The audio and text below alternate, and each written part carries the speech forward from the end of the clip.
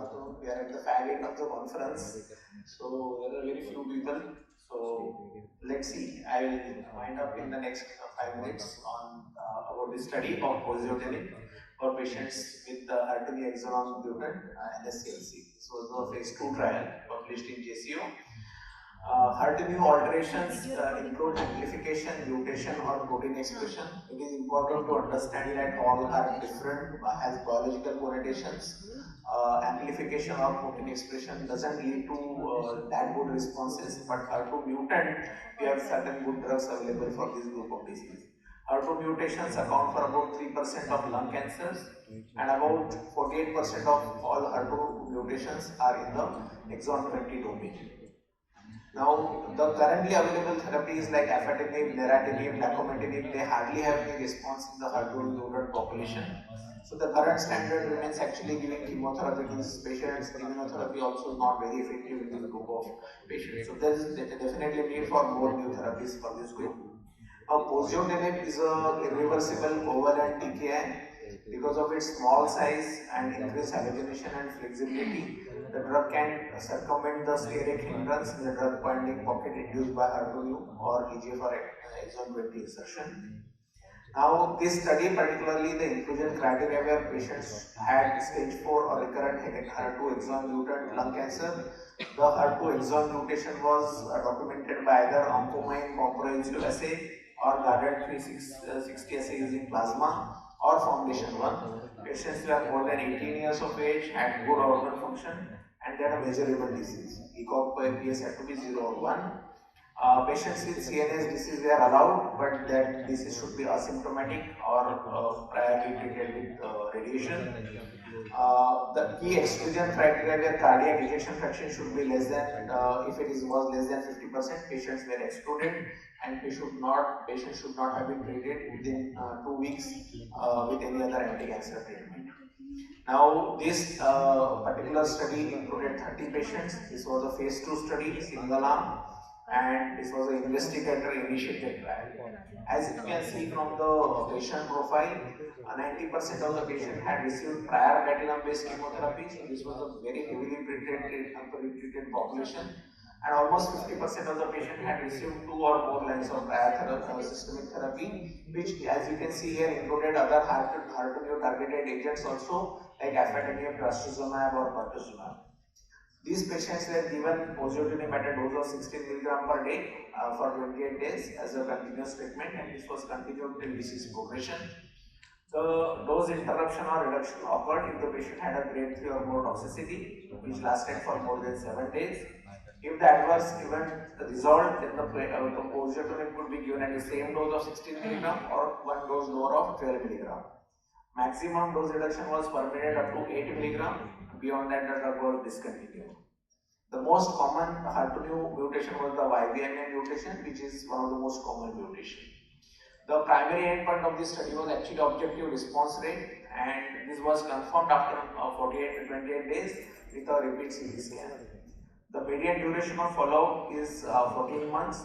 The objective response rate with poziotinib was 27%, and responses were seen across all the HER2 exon mutation subtypes. The median duration of response was 5 months, median progression-free survival was 5.5 months, with a disease control rate of 73%, which is quite good actually, and median overall survival was 15 months. So if you compare with the data that Bhavesh presented, the data is quite actually comparable, of course in a different set of patients, but this was a heavily pretreated population.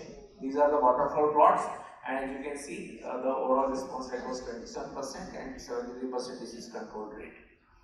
Now, these are the graphs for duration of response, median 5 months, PFSO, median 5.5 months.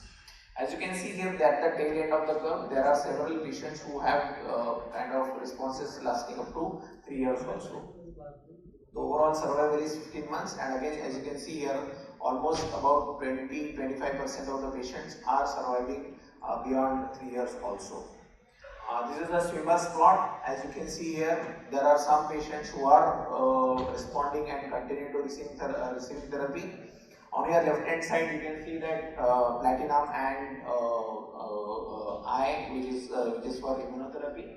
So So these are the groups which have previously received this kind of therapy and they have still shown a response. The gray triangles, they indicate the dose reduction. So some of the patients have required dose reduction, 1 or 2 dose reductions, but still they have shown good responses. Adverse effect profile, the most common side effects were skin rash and diarrhea, and as you can see, paronychia was a very common effect, about 20% developing a grade 3 paronychia. But however, only 3% patient discontinued because of the side effect. 53% of the patients had 1 dose reduction and 20% had 2 dose reduction. There was only 1 death which was attributed to the therapy and was thought to be due to the pneumonitis. And 8 patients continued this drug beyond the disease progression, and at the time of data cutoff, 53% of the patients had died. Now, where does Poziotinib stand as regards to the current armamentarium that is available? Currently, there are several drugs that are available for the treatment of HER2 mutant NSCLC. As I mentioned, afatinib, dacometinib, neratinib, they have responses in some patients, but very few.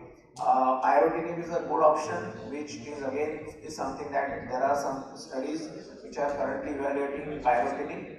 Monoclonal antibodies are promising, but again, trastuzumab, pertuzumab, the responses are not very great, except one study with combination with docetaxel has shown a response rate of about 30%.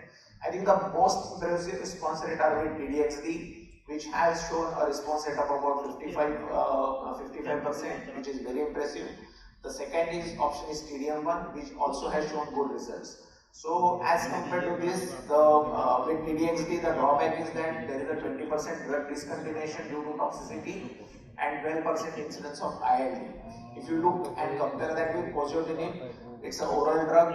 The advantage of this kind of side effects is less with that. So to conclude, Poziotinib shows promising anti-tumor activity in patients with HER2 mutant NSCLC. This study confirms trials of the Zenith 20 trial, which again showed a 28% partial response rate. Diarrhea, from a practical perspective, it can be reduced by reducing the dose from 16 mg to 8 mg BD, and which is a better tolerated dose. The unanswered questions are: what is the optimal dosing and sequencing? Can you combine it with chemotherapy or other targeted agents? What is the CNS efficacy?